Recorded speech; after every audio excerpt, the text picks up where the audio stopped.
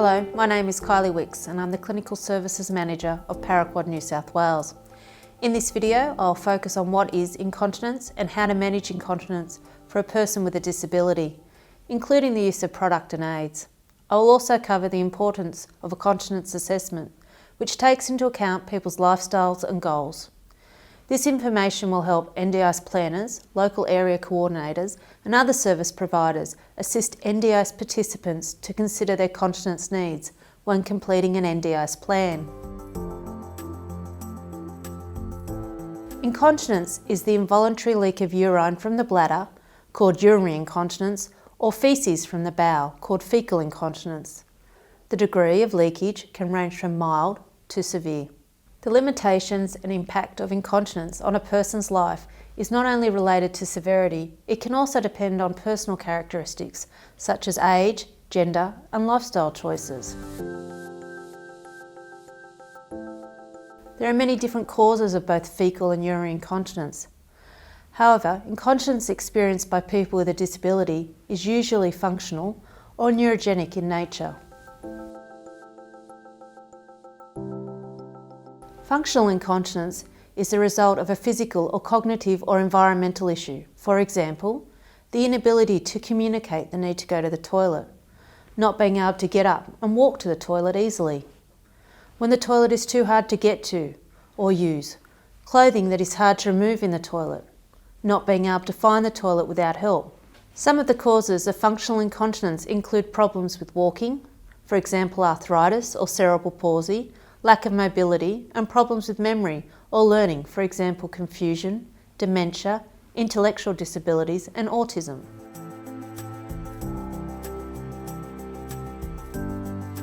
Incontinence can occur as a result of disease or trauma to the spinal cord, the brain or the peripheral nerves associated with urination and defecation, and affects the filling, storage and/or emptying capabilities of the bladder and the rectum.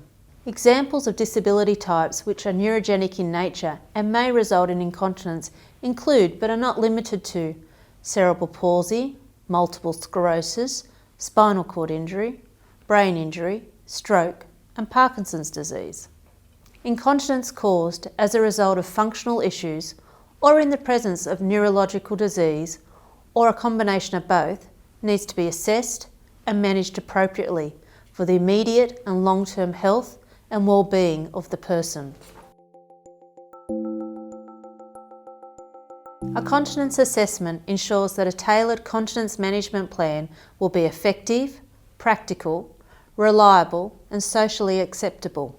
A thorough continence assessment assesses the urinary system, which includes the ureters, the kidneys, the bladder and the urethra, and the gastrointestinal system, which includes the stomach, small bowel and large bowel.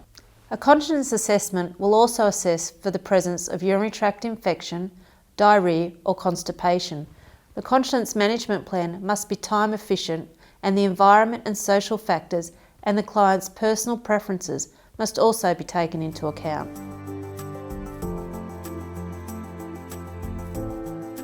It is very important that a continence assessment is conducted by a clinician experienced in the area of continence management. This clinician is usually a continence nurse advisor or a disability-specific nurse consultant. The continence professional who develops the continence management plan for a client with a disability is required to have detailed knowledge of the pathways involved in urination and defecation and the impact the disability has on those pathways. The continence nurse advisor also needs to have knowledge of the range of continence equipment available to suit the unique needs of people with a disability. The assessment will provide a tailored management plan considering the associated equipment, the projected cost and any training requirements for the client and/or their family or carers in the use of continence products and aids when required. For people with incontinence resulting from a spinal cord injury or some neurological diseases, it is preferable that the continence assessment is performed by a clinician who has additional specialised training, for example with spinal cord injury or multiple sclerosis. For information about local continence clinics offering continence assessments, call the National Continence Helpline on 1800 33 00 66 or go to continence.org.au.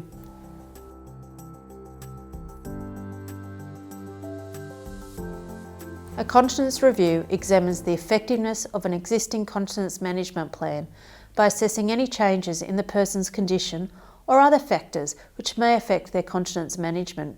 A routine review is important to ensure the person's management plan keeps pace with changes in management technique and product advancement.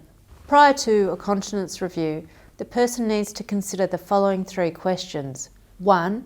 Is their continence management plan working? Are they experiencing any complications? 2.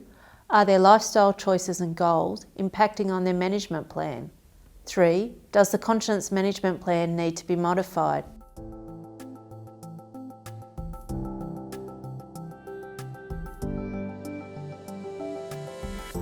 Continence products are not designed to replace a continence management plan, but rather to support it.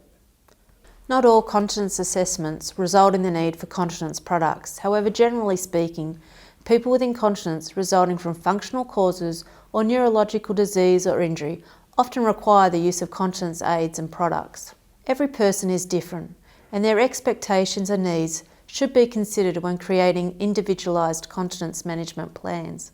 A client's comfort, convenience, sexuality, quality of life, along with their mobility, dexterity, independence and desired goals should be taken into account. For example, 2 people who both have a spinal cord injury may have different management plans. Their level of independence will also influence choices in continence treatment and management, including the use of product. One client may be best managed by intermittent self-catheterisation.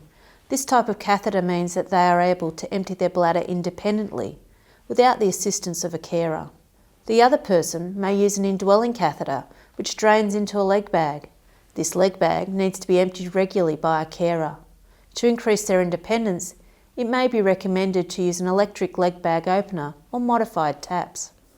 These different management plans need to be taken into account when planning the level of support each of these people need in managing their incontinence. Evidence-based practice necessitates that the nurse, when considering product selection, needs to reflect on their clinical experience, evaluate the resources available, and analyse the research evidence and continence product guidelines in conjunction with the individual's goals to facilitate appropriate continence product selection.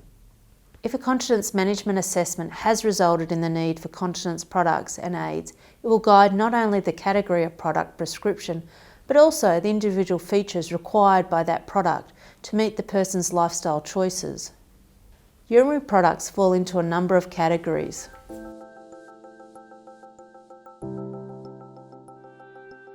Absorbent products can either be disposable or washable. They can be used on beds and chairs or worn by people and include pads, pull-ups and nappy-style products. In some cases, a combination of washable and disposable absorbent products will be used at the same time.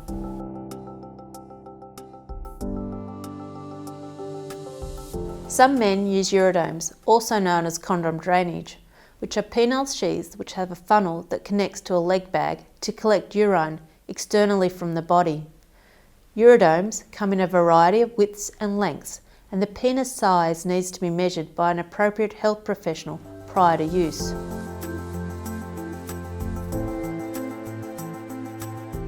Intermittent catheters are used to manually empty the bladder and are classified into non-coated, pre-lubricated and hydrophilic styles. Intermittent catheters have further feature classifications such as specialised tips, non-touch, bagged or kit, and come in a variety of package options.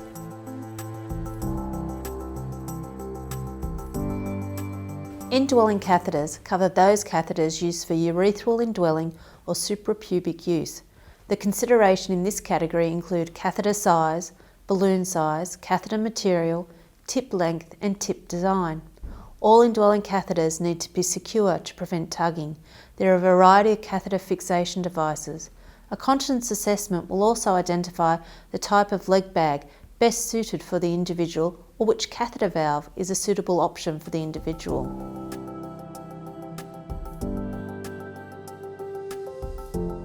Products used to manage fecal incontinence may include body-worn disposable products such as pads. In addition, some people use oral medication to assist with the management of a bowel program or enemas and suppositories that help expel the faeces from the rectum. When these systems fail, some people may move on to anal irrigation systems which wash the faeces out of the rectum, or in some cases people may require the use of a colostomy. A colostomy is a surgical opening of the abdomen which allows access to the bowel via a stoma.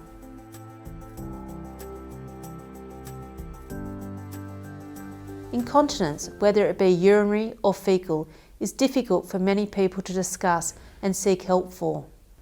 Due to the stigma surrounding incontinence, many people do not like to discuss the issue and may not bring it up in an NDIS planning meeting. It is vital that anyone that is helping a participant with a plan discuss incontinence with the participant. If continence management requirements, including assessment and products and aids, are not discussed and included in an NDIS plan, the participant may be at risk of not having their continence needs met, which will negatively impact the rest of their plan.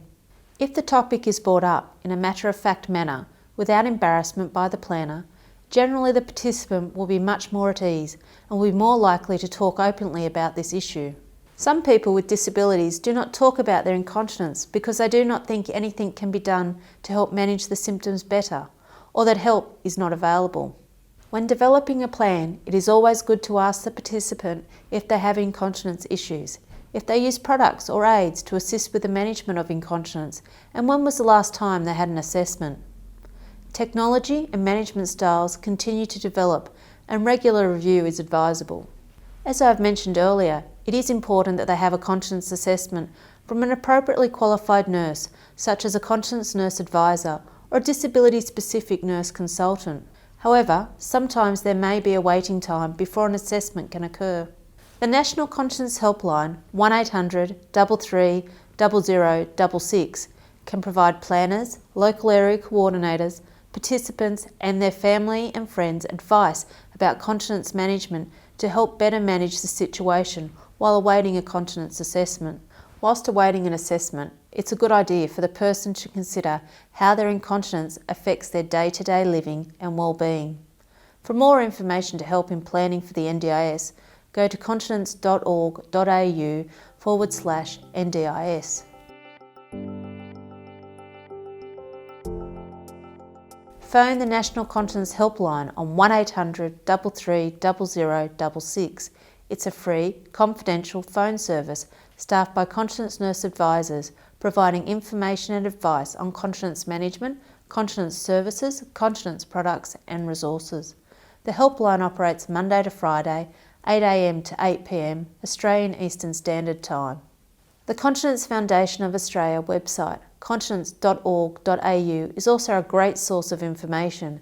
The website has a wide range of resources available for download, including easy English versions of some of the most popular fact sheets.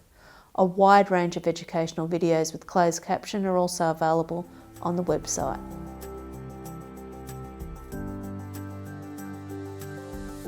In the absence of the right advice or a continence assessment, people will try to self-manage. Over the years, I've seen a number of product adaptations created by people whose continence management plan has been ineffective and hinders their lifestyle.